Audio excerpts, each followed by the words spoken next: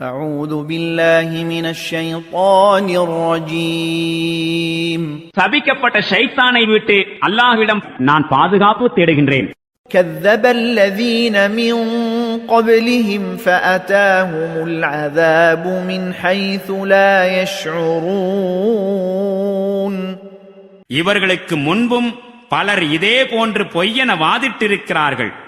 இறுதியில் அவர்கள் நினைத்தும் பார்த்திராத திசையிலிருந்து அவர்கள் மீது வேதனை வந்தது. فأذاقهم الله الخزي في الحياة الدنيا ولعذاب الآخرة أكبر لو كانوا يعلمون. பின்னர் அல்லாஹ் உலக வாழ்விலேயே இழிவினை அவர்கள் சுவைக்கச் செய்தான்.